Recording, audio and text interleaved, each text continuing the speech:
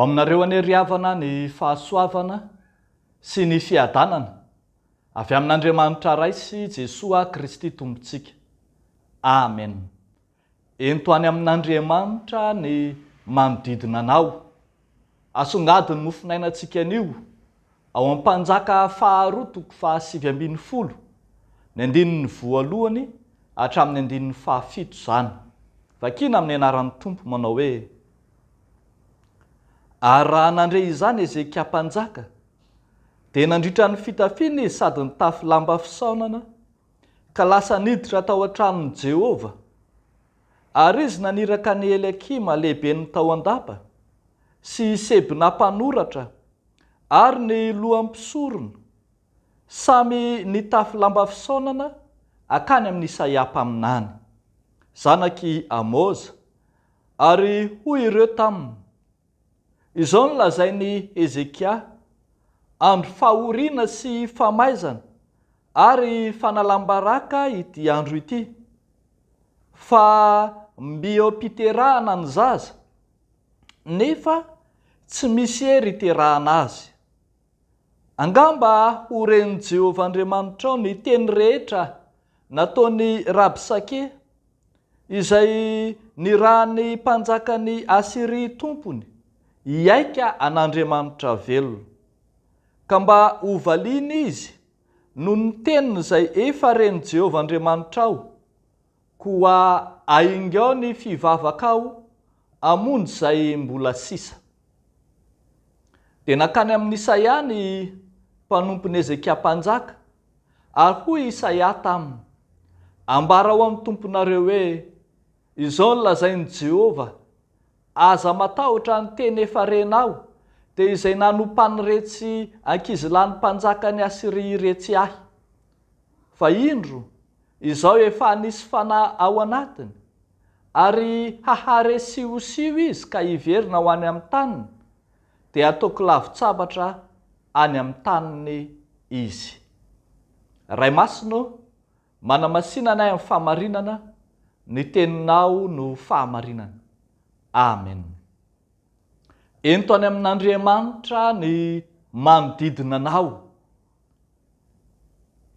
Tafiditra tao anaty fisedrana fotoan-tsarotra Ezekia mpanjaka, na dia niezaka nanaraka an'Andriamanitra, nanao izay mahitsy teo anatrehan'Andriamanitra tamin'ny fitondrana ny fanjakana, dia indro mandondona an Ezekia mpanjaka lay fahavalo lehibe tamin'ilay adiny Siro Israelita, fa ny mpanjakany Asiria, dia tonga nandraona, manopa, miteny ratsy, miaika an'Andriamanitry Ezekia mihitsy. Ary dia hitantsika fa tsy levony Ezekia mihitsy zany, satria tena naharary azy. Asehony mpanjakany Asiria fa matanjaka izy, naharatafika, nefa indro hitantsika fa mbola manadroadro ny firenen'Andriamanitra indray, ka atao manala voninahitra azy tanteraka mihitsy. Vokatr'izany fanadroadrona, izany fandrahonana izany, dia hitantsika fa niatra tamin'ny Ezekia mpanjaka zany eo amin'ny andininy voalohany, fa dia nandritra ny fitafiana izy, nitafy lamba fisaonana, ary niditra tao an-tranon'i Jehova. Ny zavatra lehibe izay hitantsika eto amin'ity tenin'Andriamanitra ity, dia tsy namela ny fireneny ho azony hafa firenena fotsiny tamin'izao Ezekia, tsy nilavolefiny izy, fa niantehatra tamin'Andriamanitra mandrakariva, ary tsy vitan'izany fa indro nitondra ny manodidina azy rehetra ho any amin'Andriamanitra, hitodika amin'Andriamanitra, ampafantatra an'ireo manodidina azy fa manan'Andriamanitra vahaolana izy, izay afaka mampandresy azy. Eny, Andriamanitra izay mbola mahery no ny tafiky i Asiria. Dia hitantsika eto Eliakima, lehibe ny tao andapa, Sebna mpanoratra, ny loham-pisorona, notarian'i Ezekia avokoa hitafy lamba fisaonana, hiditra ao an-tranon'i Jehova, anontany an Isaia mpaminany, anontany an Jehova.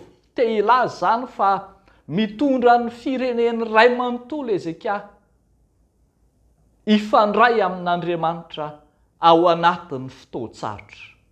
Ao anatin'ny fotoan-tsarotra dia manontany an'Andriamanitra amin'ny alalan'ny vavaka izy, ary mbola vonona hiaino an'Andriamanitra, hiteny aminy amin'ny alalan'ny mpaminaniny, amin'ny alalan'ny teniny. Hitantsika eto ny vavaka nasandratra ho any amin'Andriamanitra sy ny fahavononany hiaino ny feon'Andriamanitra hiteny aminy. Ao anatin'ny fotoana sarotra, fotoana fizahan-toetra, dia mitondra ny mpiara-miasa aminy sy ny manodidina azy, ny fireneny manontolo, hifandray tsara amin'Andriamanitra. Fa ny vavaka sy ny tenin'Andriamanitra no fantany fa vahaolana ka azahoany fandresena eo anatrehan'ny fahavalo. Ampirisihan'ny soratra masina antsika ny hitariantsika ny manodidina antsika rehetra hitodika amin'Andriamanitra ho vahaolana amin'ny fotoana sarotra. Hiaraka hientana ny mpiara-manompo, ny mpiara-miasa, ny mpiray fanjakana mba hanontany ny hevitr'Andriamanitra. Satria izy no efa niteny fa Jehova hiado anareo, fa ianareo kosa angino. Vokany, hitantsika raha mamaky ny toy an'izao tenin'Andriamanitra izao, fa dia atolotr'Andriamanitra amin'ny fomba mora foana eo an-tanan'Israely, ilay fanjakana lehibe, teny ratsy ny Andriamanitra ny Israely. Ho anao koa ary havako malala, eo anatrehan'ny toe-javatra rehetra hiainanao, hivelomanao, dia taomy ny manodidina anao ho any amin'Andriamanitra. Tahaka nataon'ilay vehivavy Samaritana iray, ka nitaona ny tao an-tanànany rehetra, andao hijery izaroa lehilahy izaroa, izay nilaza tamiko ny nataoko rehetra. Zaho anga no Mesia. Aza fihinana ho anao samy rery ny fandresena izay omen'Andriamanitra anao, fa ento, zarao, ampitao, aza manaiky raha tsy tafita amin'ireo mpiara mifanerasera aminao rehetra, izany famonjen'Andriamanitra izany. Amin'izao farany taona izao, dia ataovy izay andrenesan'ny olona rehetra manodidina anao, fa tsy misy afa-tsy Andriamanitra, Jesoa, ilay tompo sy mpamonjy ny fiainantsika. Dia n'Andriamanitra irerian'ny voninahitra. Amen. Hivavaka isika ry havako. Jesosy Kristy tomponay sy Andriamanitra io, misaotra anao zahay, ilay Andriamanitra mampandresy anay, ilay Andriamanitra mamonjy anay ao anatin'ny fotoan-tsarotra, eo anatrehan'ny fanabirabian'ny fahavalo, dia indro ianao ilay miseho aminay, ilay Andriamanitra lehibe, ilay tompon'ny fahefana, tompon'ny fanjakana rehetra. Misaotra Tompo, izay mahay mampandresy anay ao amin'i Jesosy Kristy zokonay.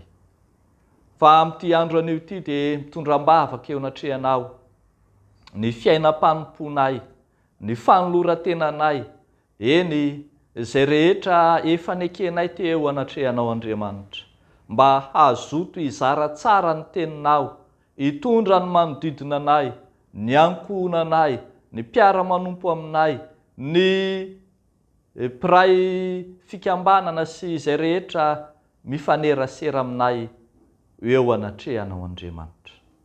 Dia ataonay amin'ny anaranao Jesosy izany vavaka izany. Misaotra Tompo. Amen.